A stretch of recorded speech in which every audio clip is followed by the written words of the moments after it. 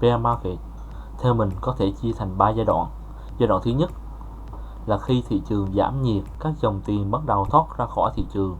Chúng ta thấy xuất hiện những cái sự nghi ngờ, từ chối, sợ hãi và tuyệt vọng. Mọi thứ giảm nhanh chóng khi các nguồn thanh khoản cạn kiệt dần.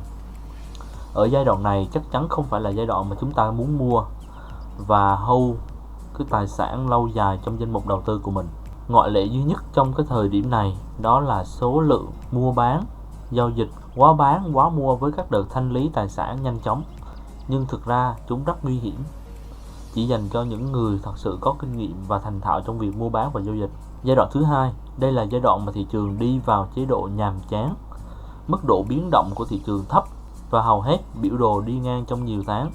Các dòng altcoin tiếp tục chảy máu vì dòng tiền đổ vào Bitcoin, Ethereum, những đồng lớn và đổ ra ngoài. Đây là giai đoạn mà chúng ta muốn tìm kiếm một cái cơ hội đầu tư mới và có thể tích lũy những viên ngọc mới đó với giá thật là rẻ. Giai đoạn thứ ba là giai đoạn đáy. Lúc này xu hướng giao dịch đảo ngược. Các bạn muốn biết lúc nào để xác nhận một sự đảo ngược xu hướng thì có thể kiểm tra các chỉ báo kỹ thuật, tín hiệu tích cực bởi phân tích cơ bản và phân tích kỹ thuật. Cái quan trọng nhất ở cả ba giai đoạn đều phải có, đó là tâm lý chung. Chúng ta cần phải thật vững vàng và cần biết chúng ta đang ở đâu trong ba giai đoạn này.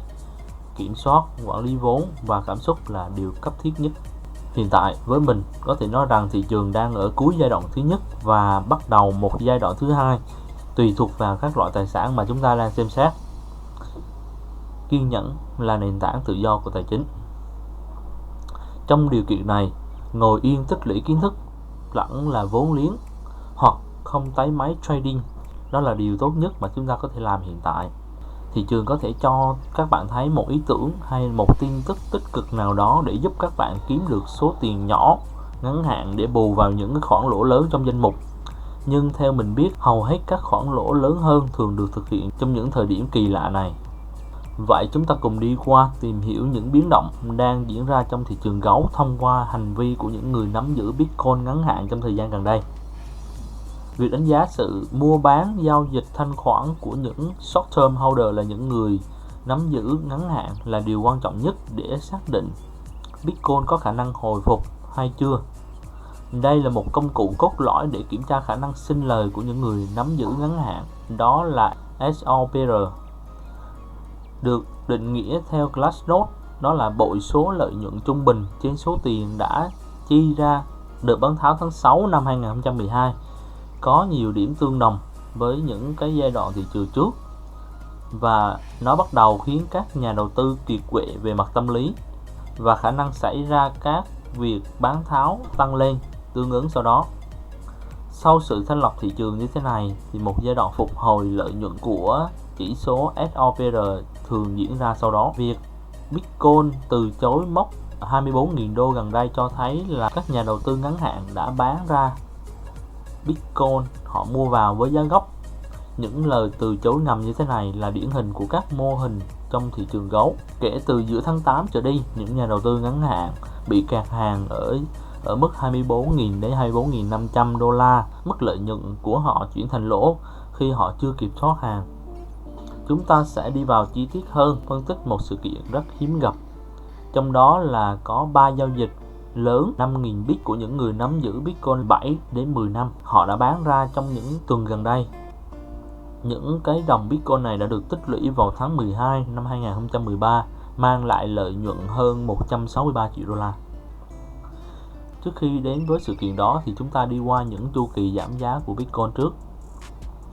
Bitcoin hiện đã nằm trong xu hướng giảm liên tục của thị trường trong 10 tháng kể từ khi mà đạt đến đỉnh ATH 69.000 đô vào tháng 11 năm 2021. Giá Bitcoin hiện tại đang giao dịch ở mức 18.000 đô đến khoảng 19.000 đô, đánh dấu một mức thấp nhất từ mức giảm 72,5% so với mức đỉnh của chu kỳ. So với các đáy của chu kỳ giảm trước đây, sự giảm xuống năm 2022 cũng gần bằng với những chu kỳ trước, khi mức thấp nhất trong các năm 2015, 2018 và 2020 đạt hơn 77% đến 85% từ mức giảm ATH là mức giảm cao nhất. Tuy nhiên, ngay cả khi mức độ sụt giảm thấp hơn thì quy mô tổn thất tài chính trong thị trường gấu năm 2022 này là một tổn thất có quy mô lớn hơn, số tiền bị thanh lý lớn hơn và số người bị thanh lý cũng rất là lớn. Đồng thời chúng ta thấy cái sự nhận diện thương hiệu của Bitcoin trên phương diện truyền thông cũng rộng rãi hơn rất là nhiều. Thị trường gấu, Bitcoin có khả năng loại bỏ những nhà đầu tư kiên định nhất, khả năng sinh lời thấp trong giai đoạn này đối với những nhà long term holder, những nhà đầu tư dài hạn, có thể được quan sát thông qua chỉ số long term holder SOPR, và đôi khi chúng ta có thể quan sát thấy các chỉ số này đột ngột tăng đột biến. Những đợt tăng đột biến này thường được cho là do việc thức giấc và chuyển lên sàn một khối lượng lớn cái đồng Bitcoin năm xưa mang lại lợi nhuận rất lớn trong lịch sử. Ngày 28 tháng 8, ngày 29 tháng 8 và ngày 4 tháng 9 với lượng Bitcoin được gửi lên sàn Kraken thanh lý khoảng 5.000 Bitcoin mỗi ví. Số tiền mà mua những cái số Bitcoin này đó là vào năm 2013 trung bình là khoảng 543 đô và tổng lợi nhuận đó là 163,48 triệu đô la. Việc Bitcoin giao dịch thấp hơn 72,5% so với mức cao nhất mọi thời đại ATH vào tháng 11 năm 2021. Trong tuần này là thị trường có nhiều điểm tương đồng với những giai đoạn của thị trường gấu năm 2018, 2019 là sự kiện bán tháo từ mốc 24.500 đô la xuống mốc khoảng 18.500 đô la, khiến một lượng nguồn cung đáng kể của những người nắm giữ ngắn hạn đã trở thành một khoản lỗ chưa thực hiện được do bị cạn hàng. Các yếu tố chính ảnh hưởng đến cấu trúc của thị trường hiện tại là do những người nắm giữ ngắn hạn, những người đang chen lấn để có được mức giá đầu tư tốt nhất, có thể kiếm được một ít lợi nhuận trong thời điểm cuối năm 2021. Đầu năm 2022 là thời kỳ đỉnh điểm của truyền thông Bitcoin trong mùa uptrend. Những người nắm giữ Bitcoin dài hạn thì đã trải qua nhiều cái đợt thanh lọc thị trường nên họ có rất nhiều kinh nghiệm, mà có lúc họ cũng bán bớt đi những cái đồng tiền của mình để tối ưu cái lợi nhuận. Tuy vậy nhưng mà lợi nhuận cũng rất là khủng khiếp.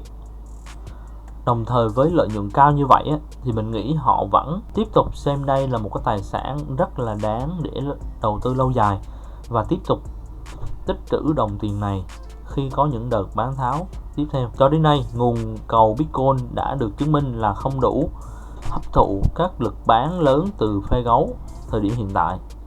Cuộc chiến hiện đang được bảo vệ ở khu vực 18.000 đến 20.000 đô, và các bạn nên lưu ý rằng trong lịch sử thị trường gấu thường chỉ mất khoảng vài tháng trước khi các chỉ số chạm đáy và hồi phục trở lại sau đó. Thời điểm này không phải là thời điểm bearish.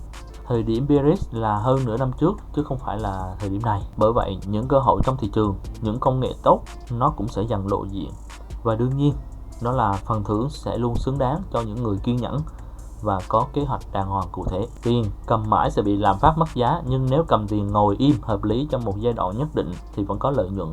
Một lần nữa, mình rất mong được nghe những lời nhận xét thật lòng từ các bạn để giúp chúng mình học hỏi và phát triển ngày càng tốt hơn. Vì thế, nếu thấy hay, có thể like, cảm ơn và hẹn gặp lại các bạn trong những video tiếp theo.